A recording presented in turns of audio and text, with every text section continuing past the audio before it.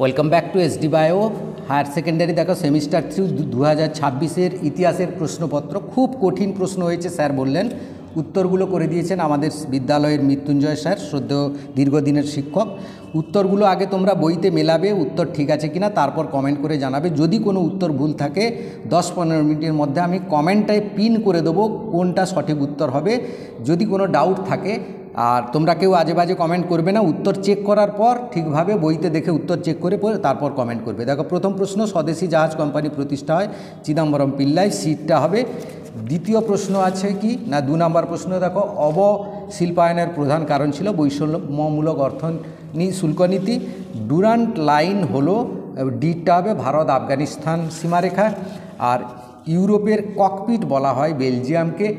তারপরে 5এরটা দেখো, ইন্দোনেশিয়া কোন ইউরোপীয় দেশে উপনিবেশ ছিল, এটা হবে হল্যান্ড, ডিটটা হয়।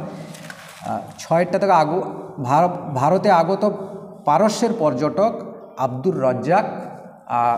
7এরটা হবে অল বিরুনি, কী হবে না আরবি হবে বিটটা।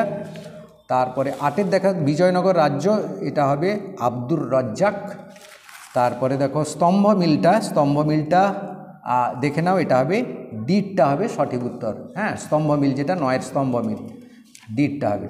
এবার দেখো 10এরটা 6 বয়েজ, এটা হবে এর উত্তরটা সঠিক। তারপরে 11টা দেখো অবাধ বাণিজ্য নীতি, এটা হবে অ্যাডাম স্মিথ, বিটটা হবে।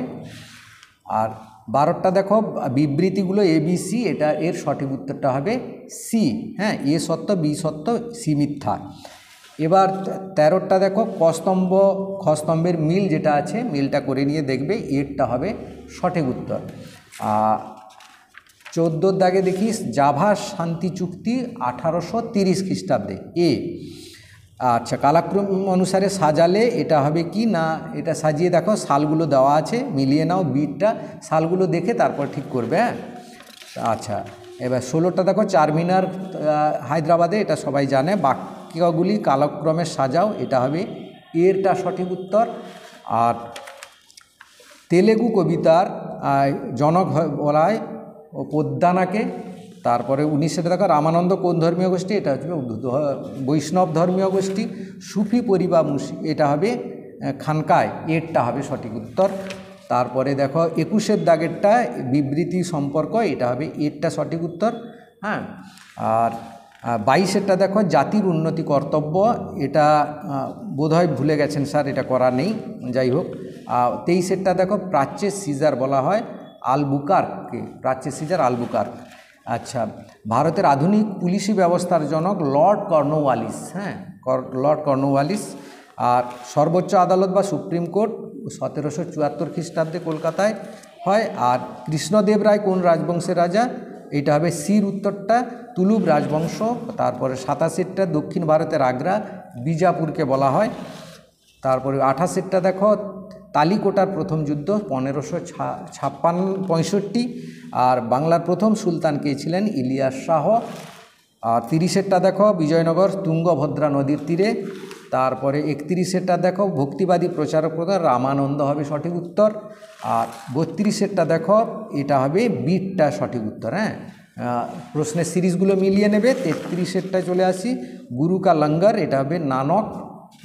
আর 34এরটা কোন সঙ্গীতের ব্যাখ্যা আছে, সুফিদের কাওয়ালি সঙ্গীত। আর 35এরটা দেখো কার স্মৃতি রক্ষার্থে কুতুব মিনার নির্মিত হয়েছিল, কুতুবুদ্দিন, ডিটটা হবে। আর 36এরটা দেখো ইম্পেরিয়াম শব্দটি ল্যাটিন ভাষা থেকে এসছে। আর আফ্রিকাতে সর্বপ্রথম উপনিবেশ ব্রিটিশরা করে। হ্যাঁ, এরটা হবে। আর মিলটা দেখে দাও, 38এর দাগের মিলটা দেখে নিয়ে এটা হবে সিটটা হবে সঠিক উত্তর। আর 39এরটা করে দিই। এবার 39এরটা আমরা আসি, 39টা এ হবে চিরস্থায়ী বন্দোবস্ত। তারপরে 40এর দাগে ঠিক ভুল নির্ণয় করো, এটা হবে সিটটা হবে সঠিক উত্তর। যদি কোনো ভুল উত্তর থাকে আমি হাফ ঘন্টার মধ্যে কারেকশান করে দেবো, পিন করা কমেন্টে থাকবে। ভিডিওটা সবাইকে শেয়ার করে দেবে। Thank you for watching.